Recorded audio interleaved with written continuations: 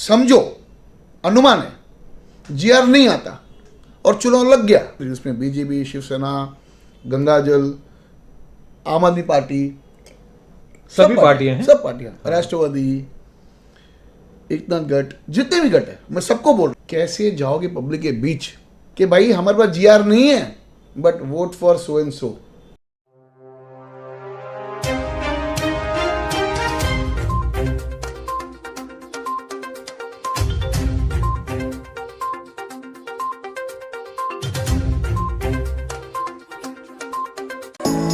Neeraj Vinod Burani's Spacecraft Interiors. Your space, our craft. Experienced and professional team. No hidden charges. Luxurious designs. Spacecraft Interiors. Your space, our craft. आइए लेते एक मुलाकात दिनेश राय जी के साथ। दिनेश जी, ऐसे ही आज मन में ख्याल आया आपसे पूछें कि राजनीति का स्तर शहर में गिर क्यों गया है, इतना क्या कहेंगे इस विषय के ऊपर? नमस्कार।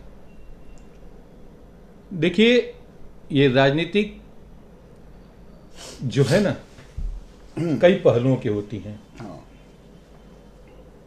और हमारे शहर की जो राजनीतिक स्तर जो गिरा, राजनीति का स्तर जो गिरा, सही, वो काफी पहले से नहीं था।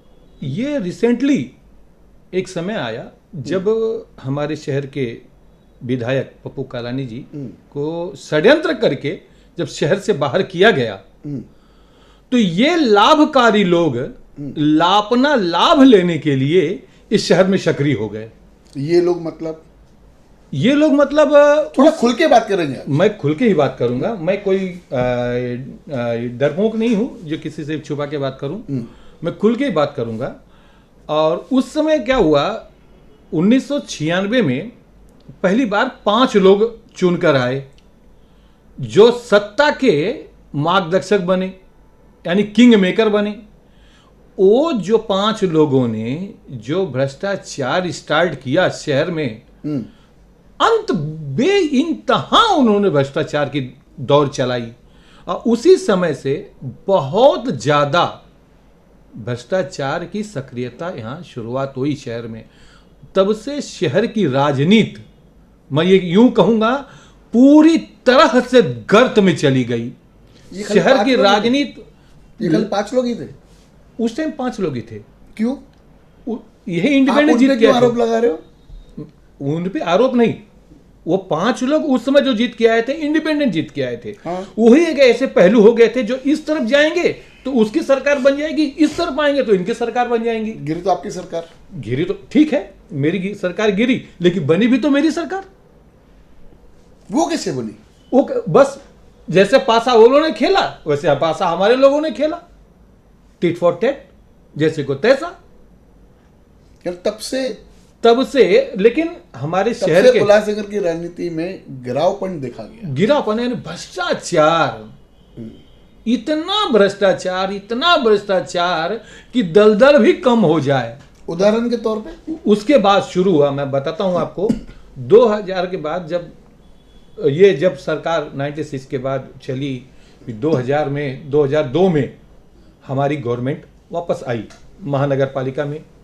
हमारे शहर के आमदार भी वापस शहर में लौट आए थे। सही, 2002 बराबर। फिर अंकुश लगने का कार्य स्टार्ट हुआ। फिर उस समय शहर में कुछ अजूबे किस्म के डेवलपमेंट दिखाई देने लगे थे।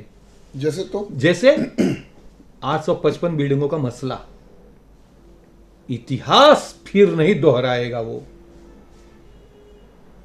आज जो शहरवासी महफूज है ना अपने घरों में, आज जो जीआर की मांग कर रहे हैं ना शहरवासी, ये सिर्फ और सिर्फ पप्पू कालानी, ज्योति कालानी और कालानी परिवार की ही देन थी, हमारी राष्ट्रवादी कांग्रेस पार्टी की देन थी, जो इस मसले का हल कर सकी। एक नया अध्यादेश लाया पूरे शहर में, दिल्ली तक, जहां जिसे राजधानी कहते हैं, वहां की बिल्डिंगें तोड़ी जा रही थी, वहां के घर उजाड़े जा रहे थे।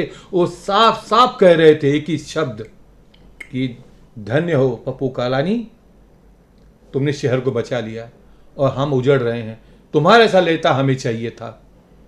उस समय की बात कह रहा हूं मैं। मतलब आज जो हम जीआर के लिए एक साधारण सा जीआर, जिसे हमें रीडेवलपमेंट करना है, शहर के लोगों की जो जान जा रही है उसकी उन्हें सलामत करने के लिए, जान न जाए ये सलामत करने के लिए एक जीआर का जो इंतजार कर रहे हैं हम, 2 दिन में आ जाएगा, 4 दिन में आ जाएगा, ये हफ्ते में आ जाएगा, अरे फिर अगली दिवाली में आ जाएगा, अरे दिवाली क्या अब अगली दिवाली में आएगा। ये तो बड़ा चमत्कारी सब्जेक्ट चल रहा है। आप 2002 से कुछ शब्दों के बाद में डायरेक्ट 2022 में आ गया, 22 में आ गया, ठीक है। इसमें 2003 हाँ, 4 सुनिए, 5 है, फिर वापस मैं फिर अपना बैक लेता हूं मैं, जहाँ पे फिर आप 2002 के बाद में, मतलब जब हमारी सरकार बनी उस समय जो काम हुए, शहर के विकास योजनाओं पर काम हुए, एक एक सड़कें बनना शुरू हुई। कौन सी और सड़कें बनी? देखिए सबसे बड़ी बात तो जो 2 साल एक महापौर थी, फिर उसके बाद 2004 में श्रीमती ज्योति कालानी जी महापौर का पदभार संभाली। 2005 में जब महापौर पद संभाली, तब से मतलब पूर्ण रूप से कालानी परिवार के हाथ में लगाम आई। तब उन्होंने दौर स्टार्ट किया विकास की ओर बढ़ने का। उसके पहले कौन थे महापौर? उसके पहले महापौर थी ये मालती करोतिया जी। उनके बाद अपने भाभी जी ज्योति कालानी जी हुए। और माखीजा साहब कभी थे? कौन से टर्म में थे? माखीजा साहब तो ये 99 में थे। 99 में? हाँ। नहीं। महानगर पालिका कभी बनी? महानगर पालिका 96 में बनी। अच्छा। 96 में महानगर पालिका टी चंद्रशेखर कभी आए? टी चंद्रशेखर 99 में आए। क्यों बदली कराई? भाई अरे भाई, किसी को भी शहर को आप घर में बैठे रहो और कहो कि मैं आपके घर में बुलडोजर चलवा रहा हूं, तो ये उत्तर प्रदेश नहीं है कि उखाड़ कर फेंक दिया जाएगा। ये इस प्रकार से राजनीति नहीं होगी। यानी आप किसी भी आईएएस ऑफिसर को आप बदली करा दोगे? बदली कहाँ हुए वो? पूरे शहर को मालूम आप लोग? अरे उनके पास एडिशनल जिम्मेदारी थी। इसके पहले थाना में थी तो सही ना? एक भाई एडिशनल जिम्मेदारी थी, उल्लासनगर की थी। क्यों बदली कराई? अब भाई काम करने के लिए परमानेंट कमिश्नर चाहिए था, तो कमिश्नर परमानेंट लाया गया, रामनाथ सोनवणे जी को परमानेंट कमिश्नर लाया गया करके। यानी आपको एडिशनल चार्ज नहीं चाहिए था? एडिशनल करके वो आए, उसके बाद फिर अपना थाने का पोस्ट संभालने लगे, फिर यहाँ पे एक नया कमिश्नर आ गया। उन्होंने काम करने का उनको काम करने की उनकी शैली बहुत हार्ड थी। वो किसको नहीं देखते रहे, किसी की सुनवाई नहीं करते रहे, सीधा बोलते रहे कि ये मेरे को गलत है तो गलत है, सही है, मुझे जो चीज़ तोड़नी है मैं तोड़ दूंगा, मैं किसी के भी बोलने में दबाव में नहीं चलूंगा। देखिए और पूरे हिंदुस्तान में हाँ, एक उल्लासनगर ऐसा क्षेत्र है जहां पर किसी का अपना कुछ भी नहीं था। सही। यहां पर लोगों को रिफ्यूजी करके लाके बसाया गया था। उल्लासनगर शहर एक मिलिट्री कैंप हुआ करता था। सही है। रिफ्यूजी की तरह से लोगों को लाकर शरणार्थी के रूप में यहां बसाया गया। जब कोई योजना ही नहीं थी उनके लिए, तो अचानक अब बुलडोजर चलवा दोगे? अरे भाई, पहले जब आए हैं, जो बैठे हैं, उनकी सोचो तो सही, अब ये कहां जाएंगे? ऐसा तो नहीं है कोई। अच्छा, हर क्षेत्र में योजनाएं हैं, वहां पर बनी थी, यहां पर नहीं है ना कोई योजना ही नहीं है। योजना थी ही नहीं उस समय। नेता लोग क्या कर रहे हैं? नेता लोग देखिए क्या हुआ। देखिए फिर अब मैं फिर वापस 2002 से स्टार्ट कर रहा हूं। हाँ, 2002 से स्टार्ट कर रहा हूं। बताइए। 2002 में ही जब इनकी हमारी टीम बनी, फिर उसके बाद प्रोग्रेस स्टार्ट हुए, एक योजनाओं को अमल में लाना शुरू किया गया, एक योजनाओं को अमल में लाना शुरू किया गया। सड़कों के गलियों के मरम्मत के कार्ड स्टार्ट हुए। फिर 2005 का मसला आ गया, 855 बिल्डिंगों का मसला आ गया। फिर उसी में बाढ़ का 26 जुलाई बाढ़ का मसला आ गया। इन सब चीज़ों को झेलने में थोड़ा सा कठिनाई जरूर हुई, लेकिन टीम को हमारी टीम को, ये इतना आसान नहीं है इन चीजों से निपट जाना, लेकिन उन्होंने वो चीज करके दिखाया जो असंभव सा कार्य था, उसको करके दिखाया। ये पहले की, अभी अगर आएंगे तो सुनिए, अभी क्या शहर के आपदा है? एक सुनिए ना, मैं आगे चलता हूं, आपको बताता हूं, मैं पूरी स्टोरी बता देता हूं ना अभी। उसके बाद फिर ये लोग प्रयास करने लगे कि शहर से कैसे निकाला जाए इनको, पप्पू कालानी को शहर को कैसे निकाला जाए यहां से, कि अब ये मुद्दे पे आते हैं, शहर के मसलों पे आते हैं, मैं ज्वलंत मुद्दे पे आते हैं। मैं आ रहा हूं, उसी पे आ रहा हूं, मैं झट से पूरा करूंगा। ये फिर शहर से निकालने का, इनको दूर करने का काम कर दिया गया। 2013 में इनको फिर नवंबर 2013 में फिर अंदर करवा दिया गया। फिर शहर से दूर ये, शहर फिर का उनके विकास बंद। सुपुत्र, यानी आपके बोलने वाले कि फिर बाद में शहर का विकास बंद हो गया। एकदम ठप, सिर्फ भ्रष्टाचार का बोलबाला हुआ। मैं कहता हूं भ्रष्टाचार का बोलबाला हुआ। आज मैं कहता हूं भ्रष्टाचार 1996 में जब ये गवर्नमेंट बनी है, उस समय शहर में सरकारी शौचालय कितने थे पता है? लोग लगभग आपको जानकारी होनी चाहिए। 2000 के आसपास जब ये उल्लासनगर बनाया गया ना, 2000 के आसपास सरकारी शौचालय थे। 5 नंबर के कुछ नगर से आपके ही उन पे आरोप लगा के शौचालय देखते तोड़ के समाज मंदिर बना डालते हैं।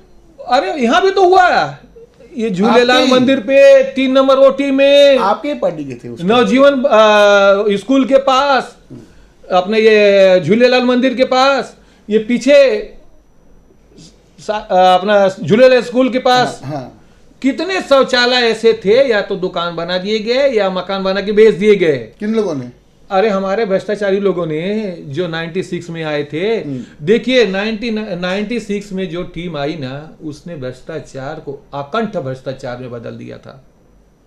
हमारी महानगर पालिका, कहते हैं कि किसी को कहा जाता है कि एक ही उल्लू काफी था बर्बाद गुलिस्तां करने को। यहां हर शाख पे उल्लू बैठा है, अंजाम गुलिस्तां क्या होगा।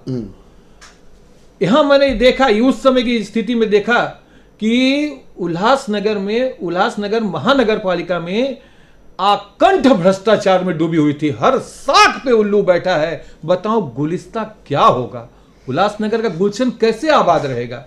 तो हर भ्रष्टाचार, सरकारी शौचालयों को हड़पना, जहां जहां जमीन मिली उसे कब्जा करना, बस भ्रष्टाचार में डुबो दिए। अच्छा, उसके बाद रहा सवाल अब का आपके मसले में। आपके मसलों में भी तो वही चल रहा है।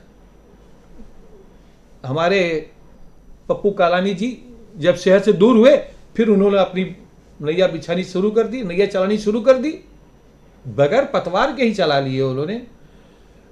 ये बताइए हम शहर वासियों का क्या दोष है? ये जो भ्रष्टाचार है, हाँ, भ्रष्टाचार का आपने मुद्दा उठाया। मैंने कुछ दिन पहले एक न्यूज़ में मैंने कहा था कि मुझे कुछ वरिष्ठ लोगों के मुंह से मैंने सुना कि ये जो शहर में जो भ्रष्टाचार जो आप बोल रहे हो, उसके पीछे कोई गोल्डन गैंग है। सही। ये गोल्डन गैंग के बारे में कुछ जानते हैं क्या? बहुत अच्छा। मैं बताऊं गोल्डन गैंग के जानने की का क्या है यार, जिसने शहर को एक तो कैपिटल वैल्यू टैक्स लाद दिया,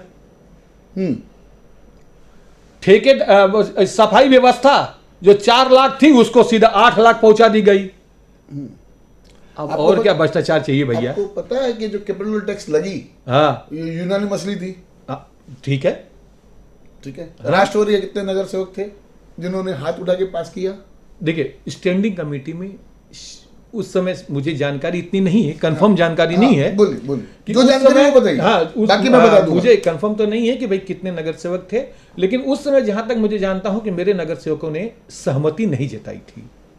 ऐसे ही पास हो गई यूनियन मसली। मैं उनकी मेजोरिटी थी, वो पास कर ले गए। कहाँ पे? स्टैंडिंग में? अच्छा भैया, क्यों नहीं होगी? अरे गोल्डन गैंग के मुखिया जो आज शहर के बहुत सेटरबाज माने जाते हैं, वो हर काम में माहिर माना जाता है उनको। जैसे तो- पीएम प्रकाश माखीजा, पीएम के नाम से पहचाने जाते हैं भाई। हो उनकी मिसेस स्टैंडिंग कमेटी की चेयरमैन थी। अच्छा, भैया कौन रोक सकता था उनको? आप लोग भाई उनको कौन रोक सकता था? आप लोग भैया हम उस समय नहीं थे ना। मतलब हमारी जो मेरे मेन मुखिया थे, जिनके इशारे पर, राष्ट्रवादी कांग्रेस पार्टी थी, सुनिए, राष्ट्रवादी कांग्रेस पार्टी थी, आपके नगर सेवक थे। सुनिए, एक मैं एक ही बात कहूंगा, जिनका सर का छत, मैं श्री ओमी कालानी जी के कहूंगा ये शब्द, हाँ, जो मैं सही कहता हूं उन शख्स को कि उस शख्स में जिगर नहीं जिगरा है, कि एक पिताजी के एब्सेंस में जो पिताजी की विरासत को उन्होंने जितनी डेयरिंग से आगे बढ़ाया वो काबिले तारीफ है, क्योंकि हर व्यक्ति के बस की बात नहीं है। पिताजी यदि इतने बड़े संकट में फंस जाए, पहले संकट में जो फंस गया उसे निकालने का प्रयास करेगा कि राजनीति करने की कोशिश करेगा वो? आप घुमा रहे हो बात को। क्या घुमा रहा हूं बातों को? मेरा प्रश्न था गोल्डन गैंग। गोल्डन गैंग पे हो तो आप गोल्डन गैंग से बाहर निकल के फिर कहीं और दूसरे गैंग में घुस रहे हो, ऐसे क्यों कर रहे हो? किसी गैंग में नहीं जाऊं, फिर गोल्डन गैंग की बात कर देता हूं ना। मैं बता दिया ना, इतने अच्छे सेटिंग बाज जिसकी मिसेस चेयरमैन हो तो क्या हर चीज को मुमकिन कर सकता है भाई, वो बिल्कुल मुमकिन कर सकता है, किसी भी चीज को मुमकिन कर सकता है। आरोप लगा रहे हो एक माजी नगर सेवक सेविका के ऊपर, अरे भाई, और उनके पति के ऊपर। अच्छा, बड़ा आरोप है। ये बताइए, मैं एक आम नागरिक की हैसियत से कह रहा हूं, हमारे शहर का विकास अगर होगा ना तो हमारे भरे हुए टैक्स से होगा, हमारे खून पसीने की कमाई से भरे हुए टैक्स से होगा। ये बात के लिए मैं एक आम आदमी की हैसियत से बोल रहा हूं, मैं ये आरोप लगा रहा हूं आम आदमी की हैसियत से। और कौन है गोल्डन गैंग में? बड़े बड़े हैं। अरे भाई, उनके साथ में जमनू पुष्पानी जी थे, वही तो अनुमोदक थे। ये तो कैपिटल टैक्स में थे ना वो। हाँ, मैं गोल्डन गैंग की बात कर रहा हूँ। आप देखो, तो मैं विषय एक पूछ रहा हूँ, गोल्डन आप जवाब दूसरा दे रहे हो। अब गोल्डन गैंग जी एक पीएम साहब और दूसरे मैं कैपिटल जमनू जी, या आप किसकी बात कर रहे हो? स्टैंडिंग कमेटी की उस टाइम में 2016 की बात कर रहे हो, या मैं गोल्डन गैंग की बात कर रहे हो? मैं गोल्डन गैंग वही हो गई ना, ज्वाइंट हो गई।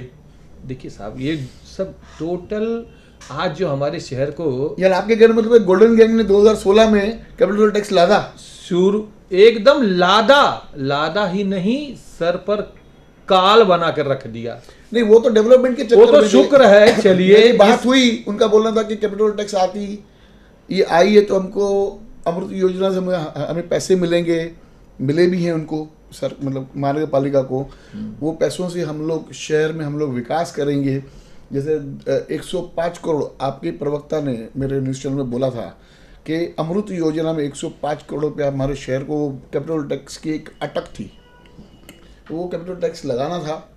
आपके प्रवक्ता का कहना था 105 करोड़ रुपये हमें हमारे शहरवासियों मिले, और मैं पूछा वो पैसे गए किधर, तो बोला कि हम लोग ने पाइपलाइन का काम करा, जो ब्लू पाइप पे जो काम चालू हुआ कोणार्क वाला, वो जो भी निजी कंपनी थी, तो वो निजी कंपनी के द्वारा शहर भर में ब्लू पानी का जो पाइप है वो बिछाया गया था, और पानी भी आ रहा है, ऐसे नहीं कि नहीं है। हाँ। लेकिन वही आधा घंटा जो पहले आता था, और आज भी वही आधा पौना घंटे के ऊपर ही हम लोग अटके हुए हैं, तो क्या फ़ायदा? देखिए लोगों की सुविधा के लिए कोई योजना यदि लाई जाती है, वो 105 करोड़ रुपए की भुगतान कौन करेगा? पब्लिक करेगी ना। तो भाई टैक्स तो पब्लिक देने वाली है, पे ही कौन है, टैक्स पेमेंट कौन करेगा? पब्लिक ही करेगी ना आज। हाँ, तो वो सब बातें आज अगर मेरे घर पे 1 साल पहले आधा घंटा पानी आता है, और उसके ऊपर कुछ योजनाएं आती है, वो योजना आने के बाद फिर वही 2 साल बाद देखेंगे तो वही आधा घंटा ही पानी आता है घर पे, तो ये जो पैसे जो लिए अमृत योजना से, वो पैसे गए तो गए किधर? देखिए मैं क्या कहता हूँ, जो आधे घंटे की बात, आपकी फैमिली अगर बढ़ी है तो उसको पानी की ज़्यादा ज़रूरत पड़ेगी ही पड़ेगी, इसमें तो कहीं शक नहीं है। आधे घंटे की पानी से कुछ वर्ष पहले तक आपका चलता रहा होगा, लेकिन कुछ वर्षों बाद नहीं चलने पाएगा। तो ये अगर वाटर सप्लाई का कोणार्क की अगर लाइन डाली गई तो उसे आधा घंटा एक्सटेंशन और मिला। कहाँ मिला? हमारे यहाँ तो मिल रहा है भाई, काफी जगहों पे नहीं आ रहा। हमारे यहाँ मिल रहा है, मैं ये नहीं कहूँगा, मेरे यहाँ साफ साफ कहता हूँ मेरे यहाँ मिल रहा है। मैं इस बात को एकदम फक्र के साथ कहूंगा। तो भुगतान कैसे होगा 105 करोड़ का? हम टैक्स भरते हैं ना भाई, कौन सा नहीं भरते हैं? कहाँ भरा आप लोगों ने टैक्स? भरे हैं आप बिल्कुल। लोगों ने कहा शहरवासियों को कि हम लोग नहीं टैक्स नहीं भरो, कैपिटल टैक्स नहीं भरो, आप लोग नहीं बोला ना। तो कैपिटल वैल्यू ना, टैक्स तो टैक्स है। तो एक बताइए, कैपिटल वैल्यू जो लादा गया हमारे ऊपर, लोगों को क्या कहा गया कि भाई ये उस एक कुछ बेस दिखाया, सब टैक्स कुछ देखो, टेलर कुछ और दिखाया गया। महानगर पालिका ने खाली अपना टैक्स लेने का जो प्रणाली वो चेंज किया, नाम चेंज होने से टैक्स चेंज नहीं होती है, समझो आप। सुनिए, टैक्स महानगर पालिका को जो भुगतान जिसके कारण महानगर पालिका चलती है, आप लोग नहीं बोला था कैपिटल टैक्स मत भरो, आप लोगों ने नहीं बोला ना, कैपिटल वैल्यू टैक्स की, जिसके कारण शहरवासियों ने नहीं भरा टैक्स। कैपिटल वैल्यू टैक्स के बारे में टेलर कुछ और दिखाया गया, लेकिन पिक्चर कुछ और दिखाई देने लगी। ये मैं तो साफ कहूंगा। कौन सी पिक्चर थी वो? कैपिटल वैल्यू का, कैपिटल वैल्यू टैक्स की पिक्चर थी वो, और दिखाया कुछ और गया कि तुमको ये लाओगे तो मतलब शहर को बेनिफिट मिलेगा, शहर को कुछ ग्रांट्स मिल सकते हैं गवर्नमेंट से, सेंट्रल गवर्नमेंट से या स्टेट गवर्नमेंट से मिल सकते हैं, इतने मिलेंगे, डेवलपमेंट में काम आएंगे। अभी कोई भी पॉलिटिशियन शहर के विकास के लिए कोई अगर योजना आती रहेगी तो उसे इनकार नहीं करना चाहिए। आपने क्यों नहीं उस पर रोक लगाने का प्रयास किया? आपने रोक लगाने का प्रयास क्यों नहीं किया? हमने किया था ना, हम कहाँ नहीं कह रहे। देखिए, आंदोलन तक की धमकी दे दी गई थी, किया। हाँ, जरूरत ही नहीं पड़ी ना, रिजेक्ट हो गया वो, मतलब ये स्टिकर दे दिया गया उसको। जीआर के लिए आपने कहा था, कैपिटल वैल्यू का भी आंदोलन हुआ था, जीआर का कैपिटल वैल्यू के लिए भी किया गया था। हमारी राष्ट्रवादी की जिला अध्यक्षा श्रीमती पंचम ओमिका रानी जी ने राष्ट्रवादी कांग्रेस पार्टी की तरफ से इसका घोर विरोध किया था। कई चैनलों में इसकी ये दर्ज, विरोध भी दर्ज है उस माध्यम से, भाई कैपिटल वैल्यू नहीं चाहिए हमें, ये टैक्स नहीं चाहिए हमें, इसका विरोध किया गया था। आया वो आप उनका श्रेय ले रहे हो? नहीं, तो देखिए, ये श्रेय जनता को जाता है।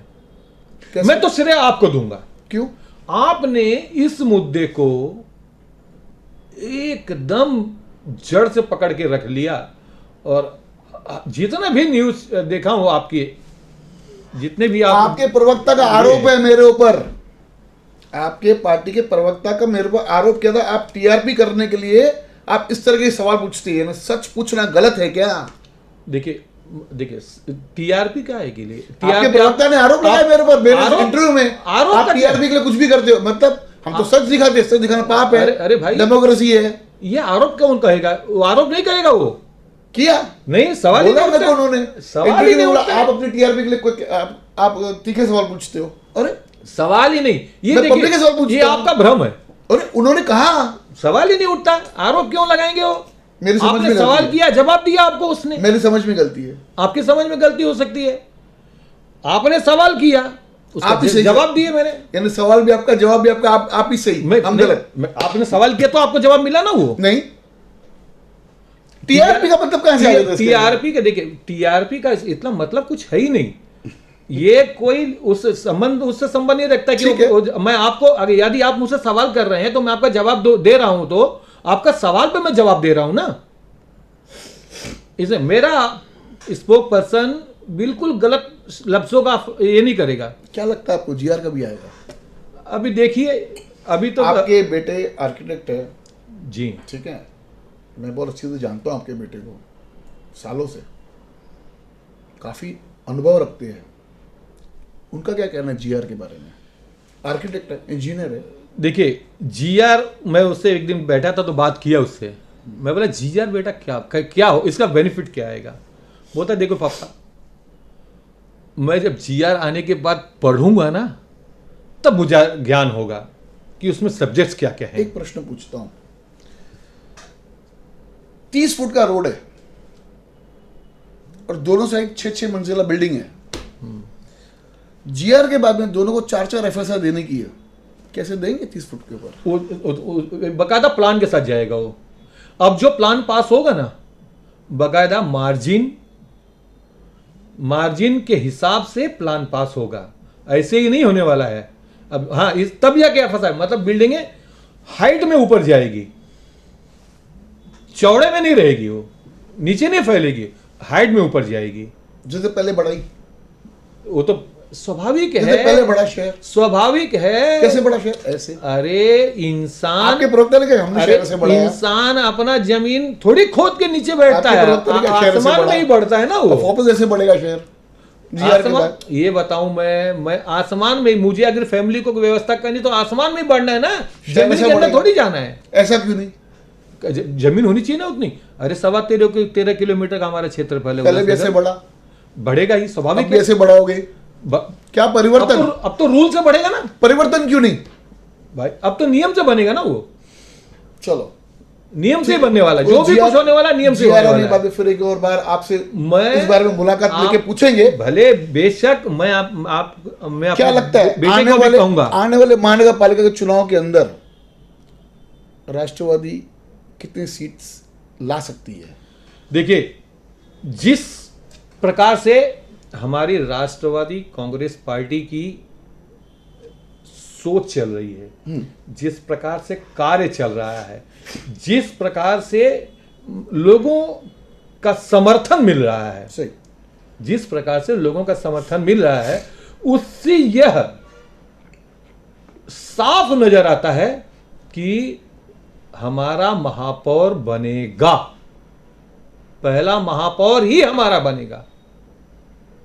क्योंकि आज लोगों भारतीय जनता पार्टी वाले बोल रहे हमारा महापौर बनेगा। ठीक है ना, लोकतंत्र है। भारतीय जनता पार्टी के जिलाध्यक्ष ने ये कहा मेरे इंटरव्यू में, मेरे न्यूज चैनल के इंटरव्यू में उन्होंने कहा है कि 45 प्लस।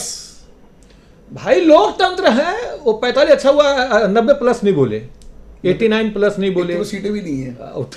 वही बात है ना भाई, वो अच्छा हुआ वो नहीं बोल दिए, 45 प्लस में कहे। भाई हम तो कहते हैं, आपकी सीटें कितनी हैं? मैं तो यही कह रहा हूं, हमारा महापौर बनेगा, हम सीटें कितनी आएंगी? एब्सोल्यूट मेजॉरिटी में रहेंगे, सीटें कितनी? आधे से ज्यादा। सीटें कितनी आएगी? अनुमानतः जो मेरी गेजिंग कह रही है 52 से 56 के बीच में हमारी सीट होगी। 45 उनकी, 45 उनकी। हाँ तो उनकी घट जाएगी ना ऑटोमेटिक, वो उनके ऐलान किया उन्होंने। अरे ऐलान तो बहुत किया कर दिए जाते हैं, ऐलान तो जीआर को भी कह रहे हैं, पर 2 दिन में जीआर आ रहा है, 2 दिन में जीआर। 52 की तो नहीं होती। अरे 2 दिन में जीआर आ रहा है भाई, सीट से बढ़ाएं। 2 दिन में जीआर आ रहा है।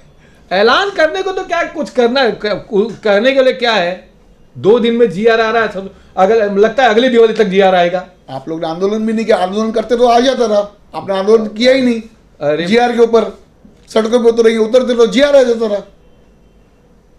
दुनिया भर के कानून के ये जो सिपा सालार बैठे हैं, दुनिया भर की बातें कर रहे हैं, भाई ये चालू, ये प्रोसेस चालू है, वो प्रोसेस चालू है। भाई हमको भी तो शहर को लेके चलना है, उनका गवर्नमेंट है। प्रवक्ता बोलते कि हमने तो कोई तारीख बोला ही नहीं, हमने 7 दिन 8 दिन 15 दिन से कुछ बोला ही नहीं था। हम तो नहीं बोले हैं। बोला आप लोग ने? नहीं बोला है कुछ किसी निजी चैनल में आपने बोला है? भाई देखिए, किसी निजी चैनल में जो बोला होगा तो शायद मैं वो नहीं सुना होगा, हाँ, लेकिन जहां तक मुझे जानकारी है ये नहीं कहा गया है। हाँ, हम ये कह रहे हैं कि जीआर लाएंगे, जीआर लाने के बाद शहर को हर हाल में चलो नया रूप एक और बार मैं आपको इस विषय के ऊपर पूछता हूं। समझो जीआर नहीं आता है और चुनाव लग जाता है, ठीक है, क्या परिस्थिति होगी किसी भी राजनीतिक पार्टी की? देखिए, क्यों जीआर सबसे बड़ा ज्वलंत मुद्दा बनेगा आने वाले महानगर पालिका के चुनाव के अंदर। चुनाव आने से पहला अगर जीआर आता है तो ठीक है, नहीं आया और चुनाव लग गए तो कैसे आप लोगों के बीच जाके, सभी पार्टियां, आपको नहीं बोल रहा हूं, सभी पार्टियों से मेरा ये सवाल है, आपसे पूछ रहा हूं, ये सभी पार्टियां क्या लेके वार्ड में वोट मांगने जाएगी? जीआर रही नहीं। सबसे पहले तो हमारे आमदार साहब को जवाब देना पड़ेगा इस बात का, जो प्रेस कॉन्फ्रेंस लेके कह रहे हैं कि बुधवार तक, मैक्सिमम गुरुवार तक जीआर आ जाएगा। मैं आपसे विषय कुछ और पूछ रहा हूं दिनेश जी, मैं आपसे पूछ रहा हूं, समझो अनुमान है जीआर नहीं आता और चुनाव लग गया, मैं रिपीट कर रहा हूं सवाल को, आप कैसे जाओगे? सभी पार्टियां, आपको नहीं बोल रहा हूं, राष्ट्रवादी जिसमें बीजेपी, शिवसेना, गंगा जल, आम आदमी पार्टी, सभी पार्टियां हैं। सब पार्टियां, राष्ट्रवादी, एकनाथ गट, जितने भी गट है, मैं सबको बोल रहा हूँ, सब इसके लिए नाम गिना रहा हूँ कि कोई अपने ऊपर नहीं ले खाली। इसके लिए कैसे जाओगे पब्लिक के बीच कि भाई हमारे पास जीआर नहीं है but vote for so and so. बोलिए। देखिए भाई, जिसके हाथ होगी लाठी भैंस वही ले जाएगा, सीधी सी बात है। जिसको जनाधार होगा उसकी सत्ता आएगी। जीआर से सवाल, जीआर का सवाल तो उनसे किया जाएगा जिन्होंने वादा किया कि 2 दिन में लाता हूं, 4 दिन में लाता हूं। हमने वादा कोई नहीं किया है। आपसे पूछो, आप कैसे, आप क्या बोलोगे लोगों अरे को? मैं तो कहता हूं मैंने वादा ही नहीं किया तो मैं उनको क्या कहूंगा? मैं उनसे सवाल जवाब तो देने पूछेंगे की जरूरत आपको। है। मैं पूछूंगा ना, मेरे वार्ड की बिल्डिंग गिर गई भाई, मैं पूछूंगा भाई। जीआर कभी आएगा? हमारे आमदा से जाके पूछो, हमारे आमदा से जाके पूछो जो 2 दिन में जीआर लेके आ रहा था। दिवाली चली गई, अगली दिवाली आएगी क्या? आप क्या बोलोगे? हम तो बोलेंगे हम लाएंगे ही, हम लाएंगे नहीं, लाएंगे ही, लाएंगे ही। बिल्कुल। कब तक? देखिए पहले सत्ता तो आए, और नहीं लाए तो सवाल ही नहीं उठता। कालानी परिवार ने जो ठाना है यहां से ठानते हैं।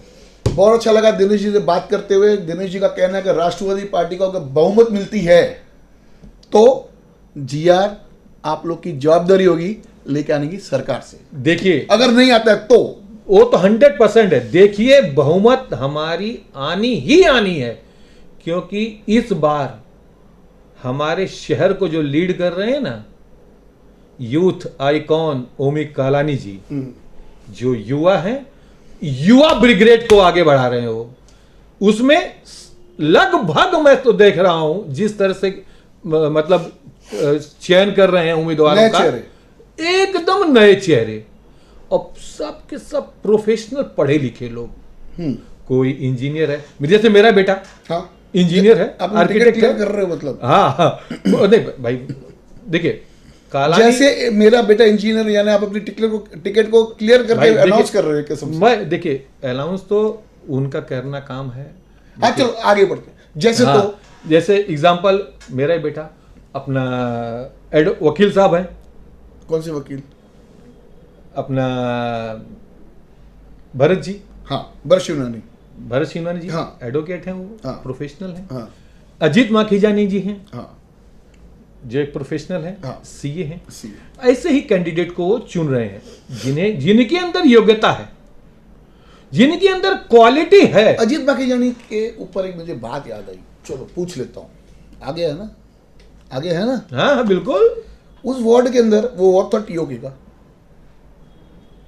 वार्ड था टीओके का, बराबर है ना? टीओके जब भारतीय जनता पार्टी का गठबंधन हुआ 2017 में, उस टाइम पे एक नगर सेवक को आपने टिकट दी, बराबर है? नाम लेना उचित नहीं है, समझ गए आप। अभी वो नेता आपके साथ क्यों नहीं है? क्योंकि टिकट तो आपकी है। देखिए कुछ लोग, क्या कारण? देखिए कुछ लोग मतलब कहीं से प्रेशर नहीं, क्या कारण? देखिए आपसे टिकट, मतलब टीओके कोटा से टिकट जाती है, चुनते हैं, राजनीति का, और फिर आपके साथ नहीं खड़ा होना, जो कारण, आला नेताओं का जो प्रेशर होता है ना, उस समय जो सिंबल था, उल्लासनगर के आला नेता तो आपके पास है, हमारे पास है, हमारे एनसीपी के तो, हमारे ये नहीं कह रहा हूं मैं एनसीपी बात ही नहीं कर रहा हूं। मैं अच्छा ठीक है, पार्टी का नाम भी नहीं लेता हूं मैं एनसीपी की बात ही नहीं कर रहा हूं। पिछली बार मैं जो बात कर रहा हूं लास्ट टाइम 2017 के चुनाव में जब टीओके और भारतीय जनता पार्टी का गठबंधन था, तो सिंबल कौन सा था?